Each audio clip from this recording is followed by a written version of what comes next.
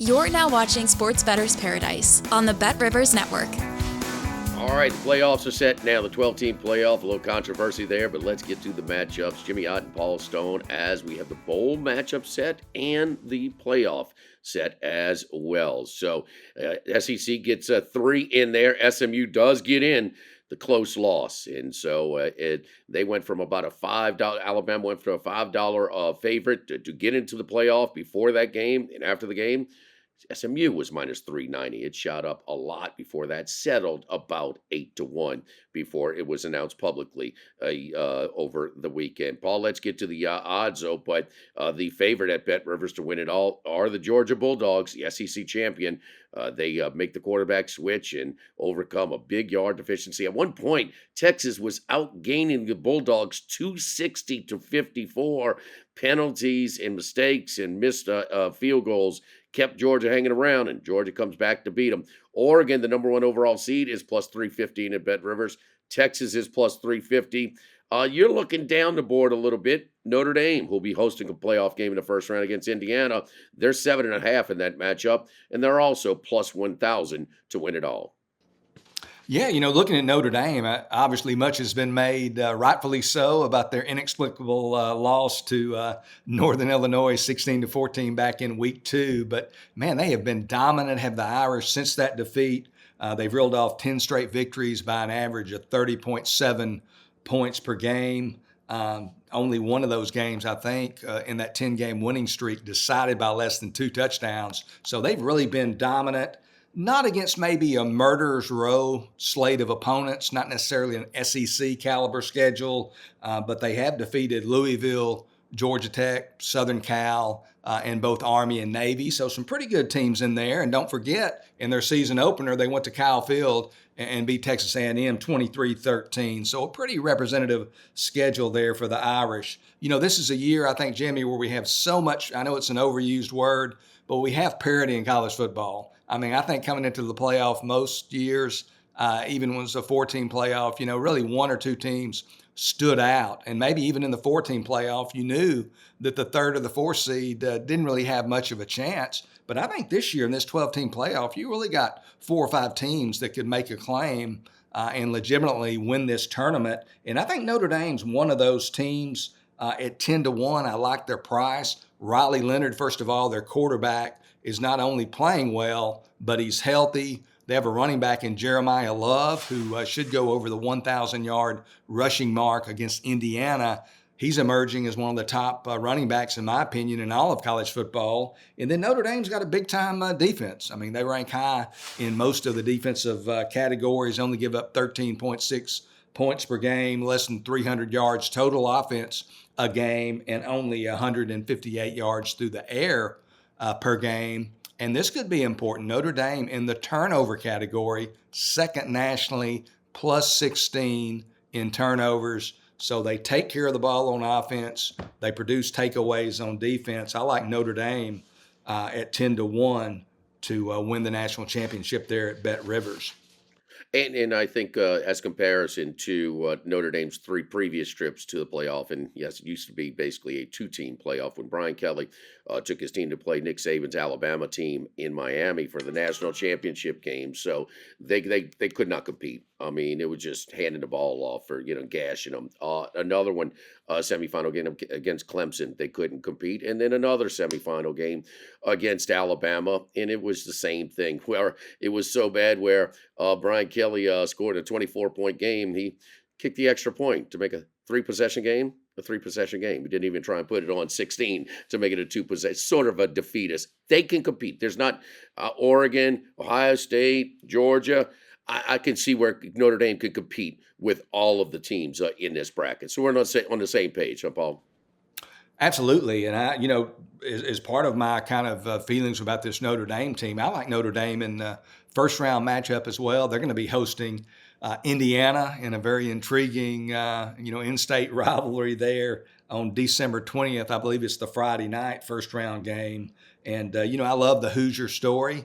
It's just been an incredible ride for Kirk Cignetti and company, but I just don't think Gene Hackman's going to be walking through the door there for Indiana against the Irish on that Friday night. They have a clear advantage as Notre Dame on defense, really strong defensively. Not that Indiana's bad, but Notre Dame is elite on defense. And then also, Indiana, you look at their only other test that came on the road against a marquee opponent this year, and they flopped badly against Ohio State. And maybe they've learned some lessons from that loss to the Buckeyes, but on November 23rd, just thoroughly dominated by Ohio State, especially in the final three quarters. Lost that game 38-15. I just think Notre Dame's more set up to win this type of football game, really playing good football. I like the Irish. You can get them at -7.5 there at Bet Rivers over Indiana. Earn a chance at $10,000 in bonus credits with BetRivers Prop Packs. Place NBA same-game parlays to collect player card prop packs and earn rewards. You win based on how your player performs. Log into BetRivers.com or the BetRivers app to place your bet and get your pack. And, I did hit one right back in the summer, Paul, when we were talking about it. I said, I like UT's path to the SEC championship game.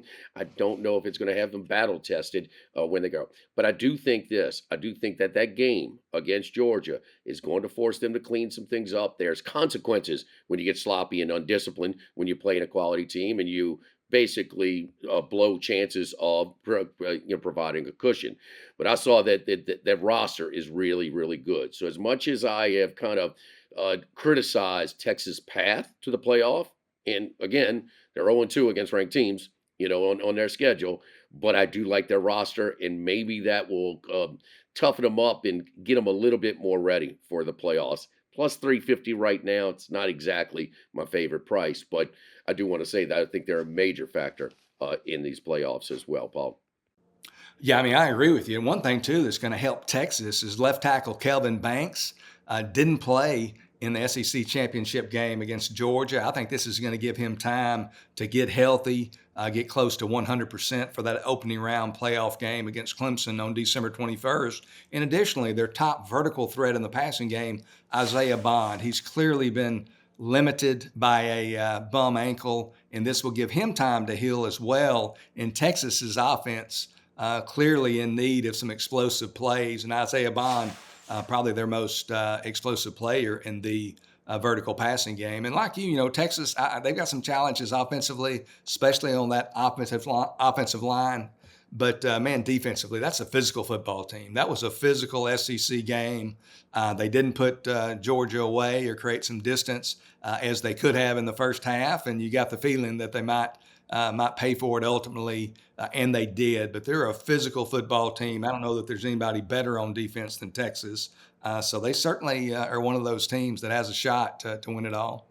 All right, let's move on. And these are some sort of familiar angles at this time, but we're also trying to help you out and get to a number before it's not available anymore. We're going to see drastic line movements in these bowl games because of availability, player availability, transfer portal, pros skipping the whole bit, levels of enthusiasm in all the different angles which make the bowl season. But you have to get on some of these because there are going to be some major line movements. Oh yes, nothing says the bowl season like the Pop-Tart Bowl down in Orlando, Florida, and Miami snubbed. They were at least they were soft in the blow. They knew a week ahead that they were not going to get in, but they had a wild season in the ACC. How many comebacks? How many favorable calls? But they also had a great quarterback and Cam Ward. Cam Ward, because of his season, he did all he could to put himself in the best position for a good draft position for the NFL draft. He has nothing else to prove in this. To have the playoff on your mind for so long, I think he and several players from Miami. On the other end, the recency bias fade. Yeah, Iowa State looked horrendous. It may scare some people off of that game, but Iowa State, it was all on the floor for them. I think they want to kind of save face a little bit. They don't want that to be the last impression going into a long off season. I think Matt Campbell, as he usually does, has his Iowa State Cyclones right plus 1.5 right now. Paul, I'll be very surprised if Iowa State doesn't go off the favorite in this one. I'm like you, and I'll just say in general terms, Jimmy, when you're handicapping the bowl games, whereas in the regular season, it's what I call a fundamental handicap or a situational handicap. You look fundamentally at one team's strength against another team's weakness. And then situationally, you look at scheduling spots and things like that. But in the bowl season, the handicap becomes more informational. And the information is who's in and who's out, who's going to play, who's not going to play. And I like your, and you have to get ahead of the curve. Like you said, you got to get, these numbers are going to move dramatically in some cases as players start to opt out. Enter the transfer portal, things like that. And I think you've got a good read on the fact that I just don't see any reason in today's college football climate that Cam Ward would play in this bowl game. I can see Miami really being deflated, not bringing a whole lot of what I like to call collective team psyche to the gridiron against Iowa State. So I really like where you're coming from here. I'll take a closer look at the Cyclones as well. I think you've got a good angle there. Players can play same-game parlays in college football and NFL games to earn squares. Our exclusive Squares game offers additional chances at profit boosts, bonus bets, and many $10,000 jackpots. Visit BetRivers.com or the BetRivers app for more details. Another one that I've spotted, and well, this is a common angle for a lot of people, that's the military schools. You know they're going to bring it. They're going to be ready to play. They're going to no opt-outs, the whole thing. So everybody would. We're seeing anywhere from 7.5 to 8.5 that Oklahoma is favored over Navy in the Fort Worth Bowl. So down in Fort Worth in their bowl. Man, I don't think over a touchdown. So man, maybe striking the iron side. Also, a key element for Navy in or out of the game. Their quarterback, Horvath, is expected to play this week against Army. He'll certainly be ready to play later on. So he just makes both the Army and Navy's quarterbacks are so important to their offense because everything is run through them. Paul, I think that this is one that you better get on now. I don't know if this line's you're going to be getting more than a touchdown for very long with the middies. I think historically, Jimmy, and you'll know this, having followed college football for a long time, backing the service academies, Navy, Army, and Air Force in bowl games, especially as underdogs, I don't have the numbers at my fingertips, but against the spread, that's been a very profitable strategy. Yeah. You know, they're usually punching up in class a little bit, so they're really excited about being there. They're not as susceptible to sleepwalking through a game and not being engaged because, you know, that's just not that's not in their DNA. That's not who they are. So Navy's going to be excited regardless of their outcome this weekend against arch rival Army. They're going to be excited at the prospect of playing Oklahoma. And Oklahoma, they're going to say all the right things and they're going to show up and they're going to act like they're ready to win a football game. But I don't think they're going to be quite as energized, at playing the prospect of playing Navy as vice versa. So and it's a very unique offense. As good as Oklahoma has been for most of the 2024 regular season, when you face Navy, it's a whole nother ball game. You know, it's about just discipline and playing your keys and not getting out of position defensively and not going for all the eye candy and all the motion. So it's almost like defending a different type of sport almost. So I like where you're coming from there as well. I was hoping this game would open at double digits, but that's how we always are when we're kind of predetermining that we kind of like a side. We'd rather get more points than less. But yeah, I think Navy's going to come with the full kitchen sink here and be ready to play against the Sooners. All right, let's go to one that you like. And with all the bowls moving sponsors and locales, I mean, everything from, weed eaters to mayonnaise. I mean, the Liberty Bowl still stays in Memphis, Tennessee, and not a long drive for the Arkansas and Texas Tech, couple of neighboring states there. But Arkansas out of the SEC, and Pittman is going to return. All 16 coaches will be back for another year. Mark that down. That doesn't happen often in the SEC, where everybody will be back as a coach, coaching their team. Texas Tech Red Raiders catching 2.5 in the Liberty Bowl, Paul. Yeah, as I was talking about, it's about information in these college football bowl games. And Arkansas on offense already has 4 or 5 opt-outs. Several players, I think they have 5, and 3 of those are on the offensive line.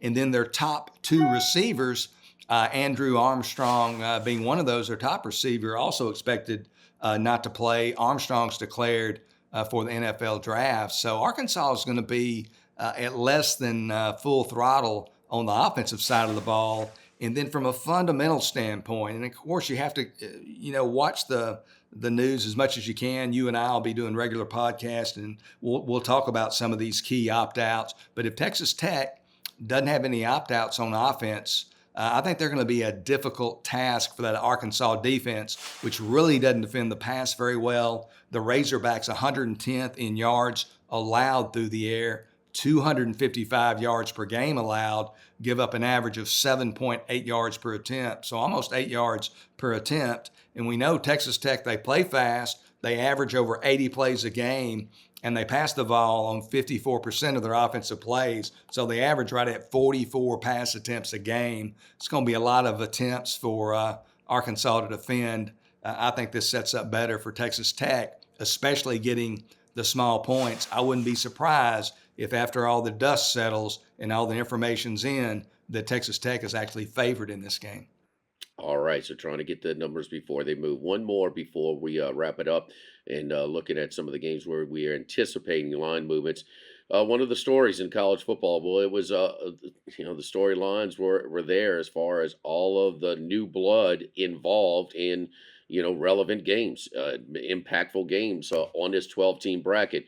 And one of those was UNLV. Looked like a dome team playing in the cold a little bit in the Mountain West Conference Championship. Tulane looked the same way in West Point. But the Running Rebels had a great year and a great 2 years. And Barry Odom gets all the credit in the world. Keep in mind his starting quarterback jumped ship in the middle when payment came up a little bit short.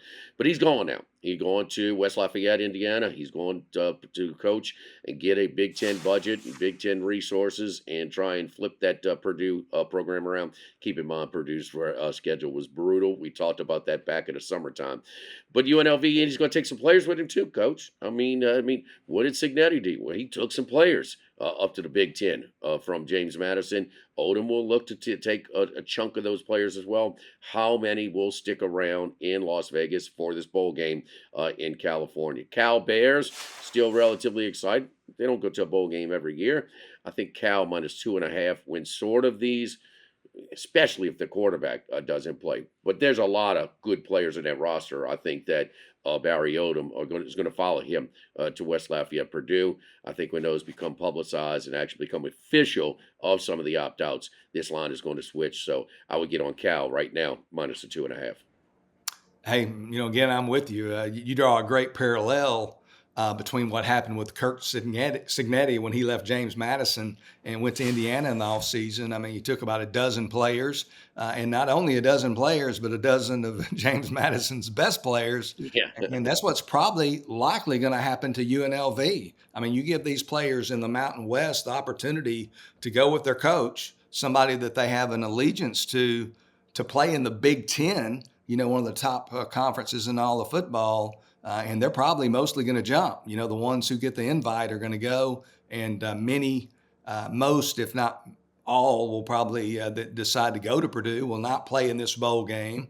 They've got the coaching transition, which is going to be more than just Barry Odom going to Purdue. He's going to take some assistants with him. They're going to have a shell of a staff. I mean, they might have the equipment manager coaching receivers. That's what happens in these bowl games. You just start relegating. We got to fill some of these gaps, and people have to do different things that they hadn't done all year. The players sense it. They know they're fighting with less than a full deck of players and a full deck of coaches and so forth and so on. So I think you've got a good find there looking at Cal. And the fact that Cal, as you indicated, not a team that plays in a bowl game year in and year out. They should be invested here.